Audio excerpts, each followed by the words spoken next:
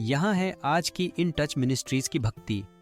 आज के शास्त्र पठन का स्रोत है फिलिप्पियों अध्याय 3 श्लोक 10 से 14, ताकि मैं उनकी मृत्यु की समानता में होकर उन्हें उनके पुनरुत्थान का सामर्थ्य तथा उनकी पीड़ा की सहभागिता को जानूं, कि मैं किसी रीति से मरे हुओं के पुनरुत्थान का भागी बन जाऊं। इसका अर्थ यह नहीं कि मुझे यह सब उपलब्ध हो चुका है या मैंने सिद्धता प्राप्त कर ली है, परंतु मैं कोशिश के साथ आगे बढ़ता चला जा रहा हूं कि मुझे वह प्राप्त हो जाए जिसके लिए मसीह यीशु ने मुझे पकड़ लिया है। मेरे भाइयों और बहनों, मेरे विचार से मैं इसे अब तक पा नहीं सका हूं, किंतु हां, मैं यह अवश्य कर रहा हूं, बीती बातों को भुलाते हुए आगे की ओर बढ़ते हुए मसीह यीशु में परमेश्वर की स्वर्गीय बुलावे के इनाम को प्राप्त करने के लिए निशाने की ओर बढ़ता जाता हूं।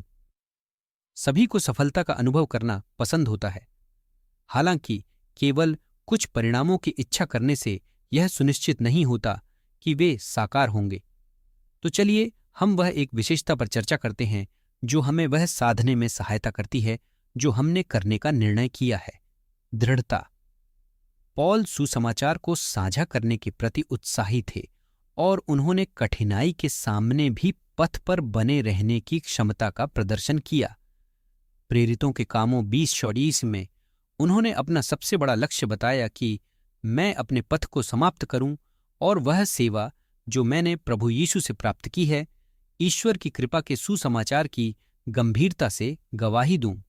हालांकि उन्होंने जहाज के डूबने, कारावास और सजा जैसी भारी बाधाओं का सामना किया, लेकिन उन्होंने कभी हार नहीं मानी। पॉल को दृढ़ रहने के लिए क्या प्रेरित करता था? उनके पास एक स्पष्ट ईश्वर दिया गया लक्ष्य था और उन्होंने विश्वास किया कि प्रभु उन्हें इसे प्राप्त करने में सक्षम करेगा। प्रेरित ने उद्धार के जीवन बदलने वाली सत्यता को साझा करने के लिए भी बोझ अनुभव किया।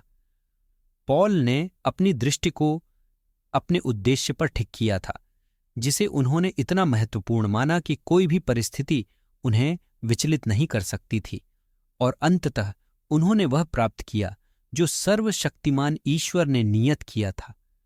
पिता के पास अपने प्रत्येक संतान के लिए महान लक्ष्य हैं और वह पूरा करने की कोशिश करना जो उन्होंने हमारे लिए योजना बनाई है, हमेशा आनंद और प्रोत्साहन का स्रोत होगा।